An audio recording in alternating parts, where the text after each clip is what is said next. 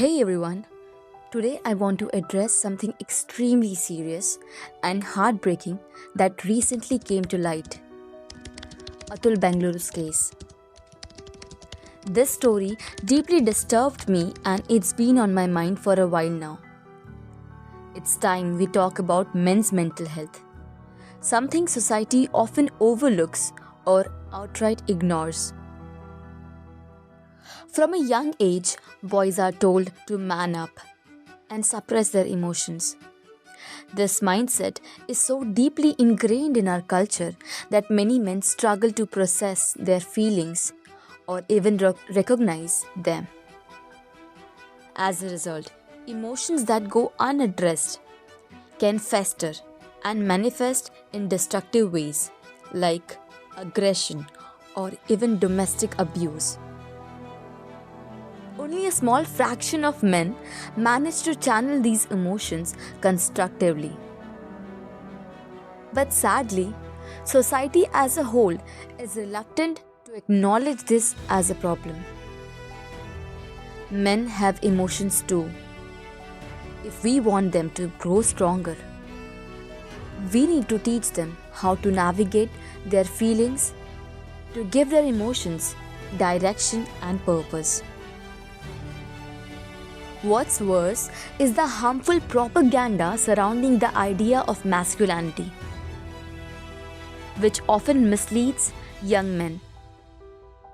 It's crucial to think critically and not fall prey to such toxic ideologies.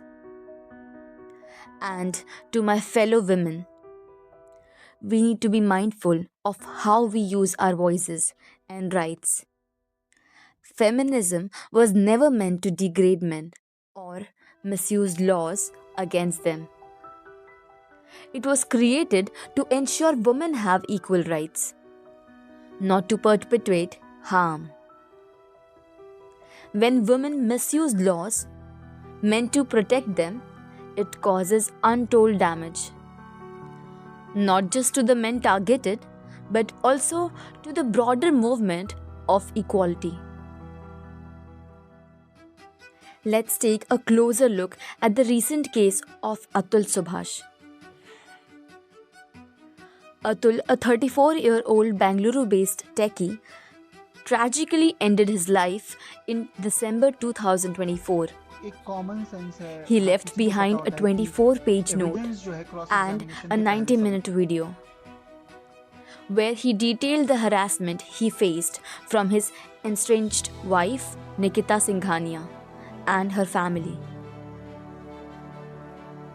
Here's what he alleged. His wife filed multiple false cases against him, including dowry, harassment, and even attempted murder. She demanded exorbitant sums of money, first 1 crore and later 3 crores, as alimony. She repeatedly used the law of prolong the legal battle despite him receiving a clean sheet in earlier cases. Now we have to consider this, that Nikita was a learned woman, an educated woman, and she earns her own money. The delays in justice took a massive toll on him, emotionally and mentally. Instead of resolving the conflict peacefully, Nikita and her family continued to escalate the situation. Following his death, the Bangalore police arrested Nikita, her mother, and her brother for abetment to suicide. This case has shed light on a broader issue, that is, men's rights. Even Karnataka's Home Minister called it an eye opener, highlighting how men often face systematic biases and lack adequate support systems. Here's the takeaway: there is no such thing as bad gender. There are bad people, irrespective of gender. As a society, we need to stop ignoring men's mental health and instead build a culture where everyone can express themselves freely without fear or stigma. Let's strive for a world where fairness and compassion are at the core of every interaction. Because that's what true equality looks like. If you or someone you know is struggling, don't hesitate to reach out. You're not alone. What do you think about this issue? Let me know your thoughts in the comments below. Till then, stay kind, stay aware, and let's make a difference together. Thank you so much for watching this video.